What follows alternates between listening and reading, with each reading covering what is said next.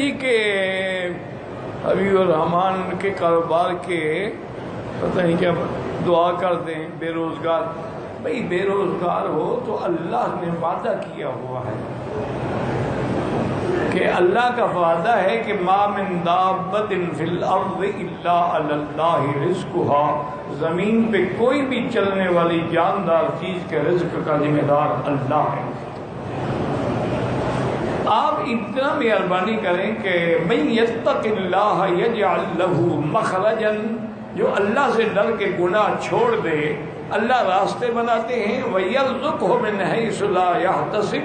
اس کو رزق وہاں سے دیتی ہیں جہاں سے اس کا گمان ہی نہیں ہوتا. اس کی چھوٹی سی میں مثال دوں. یہ میں کو اپنی پیری بزرگی نہیں دکھا رہا کہیں ایسا نہ سمجھنا مجھے پیر شیر بنا دو. یہ کل کی بات ہے کہ میں گاڑی میں حرم آ رہا تھا تو میرے ساتھی نے کہا کہ حضرت وہ ہمارے علاقے سے آیا ہے, باٹا بھی کہتے ہیں اس کو, سہانجنا بھی کہتے ہیں, تو وہ رات آپ کے لیے پکائیں. میں نے کہا کہ نہیں وہ گرم ہوتا ہے, رات کو میرے لیے وہ نہ بنائیں. اچھا اس کے فوراً بعد میں نے کہا یار وہ یہ سہانجنا تو پھر بھی مل جاتا ہے, کچنال نہیں آتی. اچھا یہ دونوں چیزیں جو ہے نا ہماری اسرائیل کی پٹی ملتان ایریے میں اور کہیں نہیں ہوتی. تو اس نے کہا کہ جی انشاءاللہ ابھی دیکھتے ہیں کوئی بندے ملتان سے آنے والے ہیں تو ان کے دن میں لگائیں گے کہ وہ آپ کے لیے کچنال لے آئیں. میں کہا ٹھیک. آج عصر کی نماز پڑھ کے میں بیٹھا تو میرے پرانا دوست ہے کہ ساتھ وہ آیا اور شاطر پکڑ میں کہ یہ کیا کہتے جی کچنال لایا ہوں آپ کے لیے.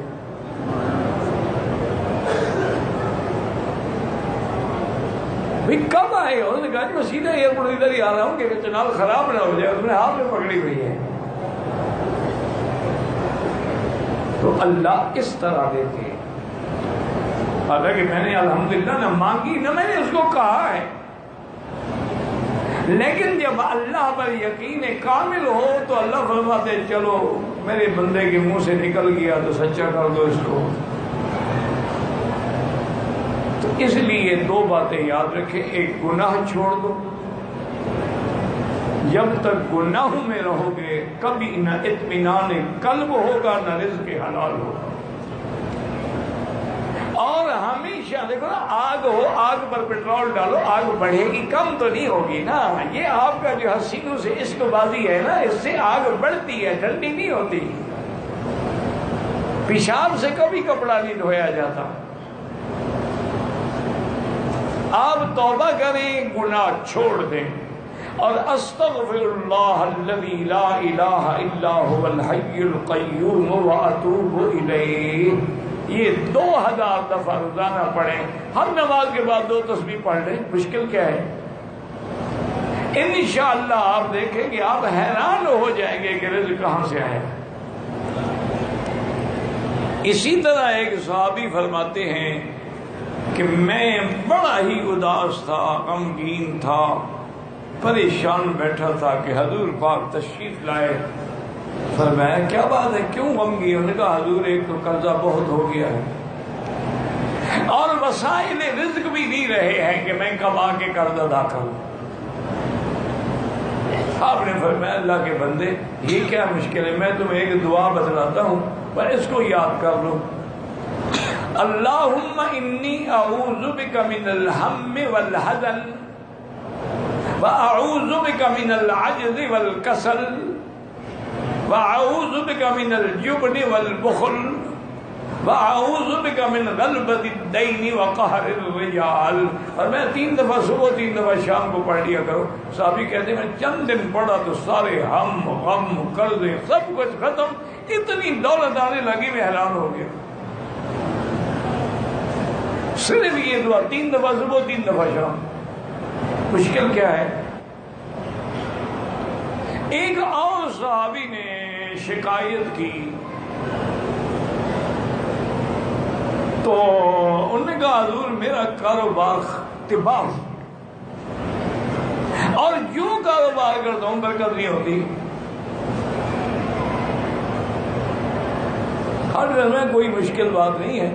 جب بھی تم دکان کھولو، دکان میں جاؤ یا گھر میں جاؤ یا کمرہ، گھر کے کمرے کو کھولو تو بسم اللہ والصلاۃ والسلام علی رسول اللہ صلی اللہ علیہ وسلم اور قل هو اللہ احد یہ سورت ایک دفعہ پڑھ لیا کرو. اب کیا مشکل ہے جی؟ آپ نے دکان تو کھولنا ہے نا. گھر جاؤ گے، کمرہ بھی تو آخر کھولو گے، بیڈ روم کھولو گے، ڈرائنگ روم کھولو گے، کہیں بیٹھو گے، ایک دفعہ سورت اخلاص پڑھنے کی کیا مشکل ہے؟ اور صلاۃ والسلام تو حضور پہ ہر مسلمان کل دروشی پڑھتا ہے. اس نے کہا جی اللہ نے میرے رزق میں ایسے برکتیں ڈالی کہ میں مٹی کو ہاتھ لگاتا تھا اور سونا بن جاتا. بھائی رزق تو مل سکتا ہے لیکن تم نہ لینا چاہو تو تمہاری مرضی. تم کہتے ہو کہ میں عقل سے کماؤں، انما اوتیتہ علی علم عندی، تو قارون نے کہا تھا نتیجہ کیا نکلا؟ فخسفنا بہ وبدارہ الارض. اللہ نے فرمایا اس کو بھی، اس کی جائیداد کو بھی زمین میں دھنسا دو. حضور نے فرمایا یتجلجل بہا الی یوم القیامہ، ایسے دھنسا جائے گا قیامت تک زمین. وہ کہتا تھا میرے پاس علم ہے، میں نے ایسے دولت کمائی، خدا نے مجھے تھوڑی دی. جیسے آج کل لوگ کہتے ہیں یار تم غریب ہو، تم جانتے کیوں نہیں، ان پہ ٹرک ہی نہیں آتے کمانے کے. باقی تمہاری مرضی ہے جناب.